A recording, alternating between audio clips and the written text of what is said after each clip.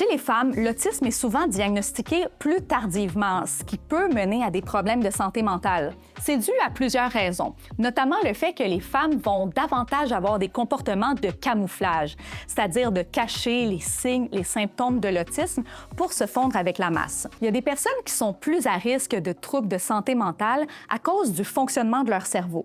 C'est ce qu'on appelle la neuroatypie, neurodivergence ou trouble neurodéveloppemental. C'est le cas notamment des personnes autistes. L'autisme, qu'on appelle aussi TSA ou trouble du spectre de l'autisme, n'est pas un trouble de santé mentale, c'est plutôt une condition. Les personnes qui en sont atteintes sont plus nombreuses à souffrir d'anxiété ou de dépression notamment. Mais chez les filles, ça peut être dû à un retard de diagnostic, entre autres. Chez les femmes, l'autisme est souvent diagnostiqué plus tardivement, ce qui peut mener à des problèmes de santé mentale. C'est dû à plusieurs raisons, notamment le fait que les femmes vont davantage avoir des comportements de camouflage, c'est-à-dire de cacher les signes, les symptômes de l'autisme pour se fondre avec la masse. Ça peut demander beaucoup d'énergie et amener de la détresse psychologique. Le retard de diagnostic peut aussi être expliqué par le fait que la majorité des études qui ont mené aux critères diagnostiques de l'autisme ont été faites chez les hommes.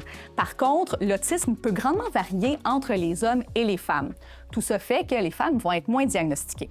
Tout ça, ça peut entraîner un délai dans les services, dans le support qui est amené aux femmes autistes. Et c'est un peu comme une boucle. Les retards de service peuvent amener de la détresse psychologique et la détresse psychologique peut venir camoufler un peu les symptômes de l'autisme et retarder encore plus le diagnostic. Bref, c'est important de connaître les particularités de l'autisme chez les femmes et aussi de bien comprendre les interactions entre les troubles neurodéveloppementaux et les troubles de santé mentale pour amener un bon support aux personnes qui en sont atteintes.